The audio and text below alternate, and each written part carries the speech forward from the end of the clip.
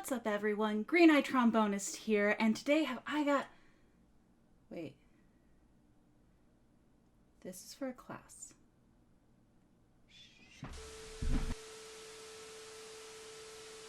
What's up, everyone? Ilea here, and today we're talking about digitality and rhetoric. For today's video, we'll discuss what digitality and rhetoric is and the reason for this approach, the origin of this approach, how a digital approach to rhetoric connects to the rhetorical canon, and the future of rhetoric and digitality. I want to thank Dr. Damien Pfister, who sat down to discuss this critical approach with me and upon whose interview this video was formed. From the start of the interview, Pfister underscored the importance of the digital by stating, and it inflects every single other research agenda. It inflects our discussions of race and racism and racial rhetorical criticism, right? It inflects our discussion of transnationalism and the global and the planetary. When I asked for a definition of digital rhetoric, Pfister stated, I have to say that actually I don't really describe my own work as digital rhetoric. I don't mind when people do, and I do like sometimes sort of tactically use that because I think it's a recognizable phrase. But digital rhetoric as a term has a sort of stronger base in English. According to Pfister, this root in English rhetoric as opposed to communication rhetoric situates the framework as text-based, examples of social media feeds or writing for websites, rather than on the overarching presence of the digital. According to Pfister, sort of quarantines digital rhetoric away from the rest of the transdiscipline of rhetorical studies. So, it's easy to say, oh yeah, those digital rhetoric people, they're talking about websites and blogs and Twitter and Instagram. It's interesting, but okay. Yeah, we're interested in those things not as sort of isolated events, but as events that are reshaping cultural and communicative practices writ large. So I think, in my mind, the notion of digital rhetoric it's too easily sort of pinned down into a subfield that can then be sort of separated from the rest of rhetorical studies. The second reason, it's sort of connected to that I sort of push away from digital rhetoric as a frame, is that I think that it oftentimes emphasizes the technical at the expense of the cultural. These two concerns align with Pfister's insistence on digitality. According to Pfister, digitality is more of an ambient condition. It is it's something that is happening in the background that is reshaping the foreground. By thinking of this framework through the lens of rhetoric and digitality rather than digital rhetoric, Pfister is hoping to get at broader questions such as, how is it that rhetoric flows through digital networks in ways that have effects, as well as larger questions about power and motivation? According to Pfister, the question of motivation is almost always, by whom and for what ends?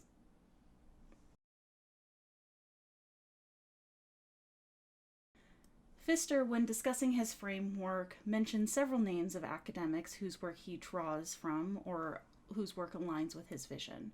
In particular, Pfister mentions drawing on the work of Richard Lanham's Economy of Attention, though he also stated he prefers Satan's Ecologies of Attention as an approach. During the interview, Megan Zahe mentioned Zuboff's work on surveillance, which Pfister also then used when discussing how digitality functions as surveillance throughout our lives. Other important names to the field include Rob Howard, whose work on vernacular webs and participatory media is considered key, Casey Boyle, Michelle Kennerly, Andre Brock, James J. Brown, Misty Yang, and more. While those mentioned above tend to specifically work within the realm of digitality, it is important to note that digitality, since it is ambient, also encompasses other studies, such as game and fan studies.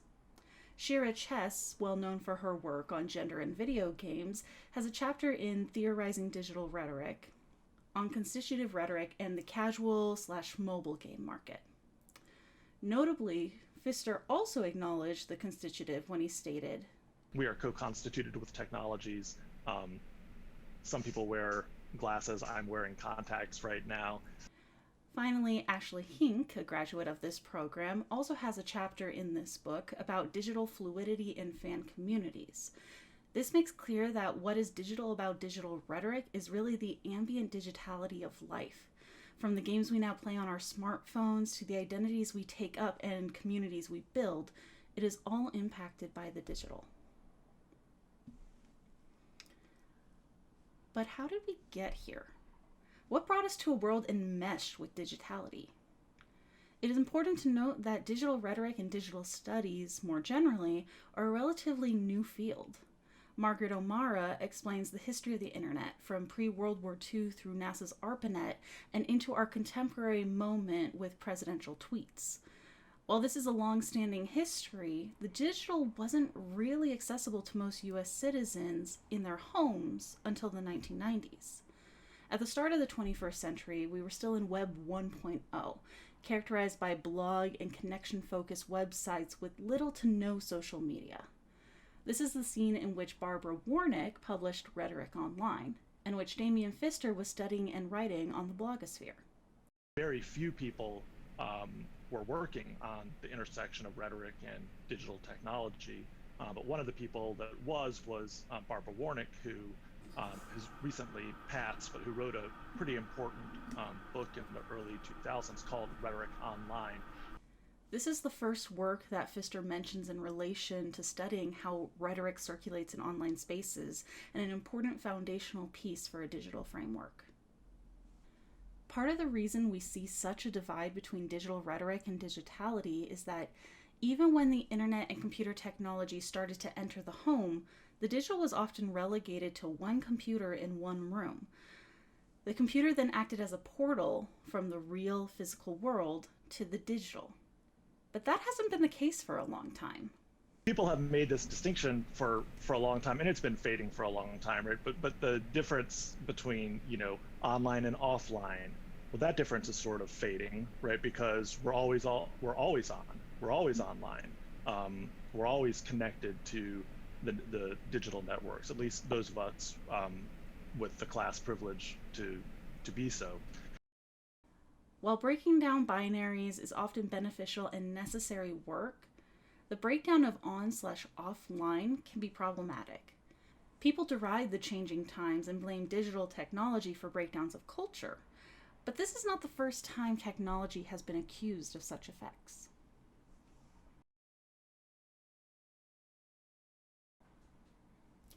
Notably, as contemporary people bemoan the changes brought on by digital technology, Plato bemoaned the changes brought on through the advancement of writing technology. When asked about this connection that Pfister sees between ancient rhetorics and digitality, he insisted, "The ancients continue to be good thinking partners." Expanding on this and addressing concerns about problems of race, class, gender, and more in these ancient rhetorics, Pfister explained, in a lot of ways, I don't think we can escape it, right? I don't think that we can make it go away because our contemporary rhetoric is obviously sort of built on the gradual accretion of communication practices over time.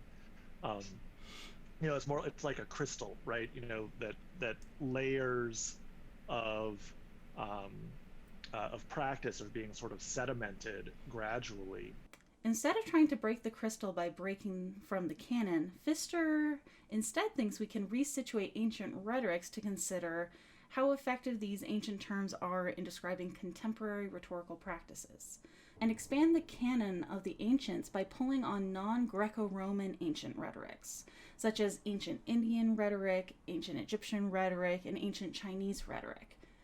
Though we should interrogate the use of the term rhetoric to describe ancient meaning-making and communication practices in any society.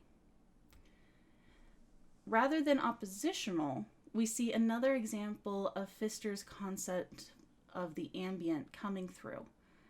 By metaphorizing through the crystal, Pfister is making clear that a break from part destroys the whole, but that expansions and shifts in structure formations are possible.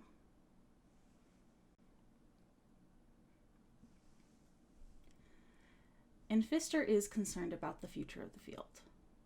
I think if we project forward a little bit, Mm-hmm. we're not going to call it digital rhetoric or networked rhetoric, or even rhetoric and digitality may fade as a kind of frame. It's just going to be rhetoric. We are now in an era where the digital is everywhere. Nations become international, and globalization now works through a framework of digitality. I have the internet on my phone. I wear a Fitbit on my wrist. I have two computers in my room, and in a pandemic, I connect to all things, minus my cats and my roommate, through digitality. I chose to record my presentation today, post it on YouTube, and share it over Zoom to underscore just how intertwined we are with digital technology. It is no wonder that rhetoric should also be considered in relation to the digital. And this does not just mean studying social media or other digital-born communication, though it can, but instead considering how digital technology impacts how we communicate, what we communicate about, how we all make meaning, and how we may be persuaded to action. A framework of digitality and rhetoric is, by definition, intersectional. When discussing ancient canon, Dr. Pfister posited, what could Aristotle possibly have to say about Twitter? As we see through a consideration of the ambience of digitality and a critical approach that situates digitality and rhetoric in conversation, Aristotle would likely have had a lot to say about Twitter. Contemporary rhetoricians should consider the digital in mind whenever interrogating instances of power. As Pfister predicts, one day there will be no need to mark this approach as digitality and rhetoric. It will just be rhetoric.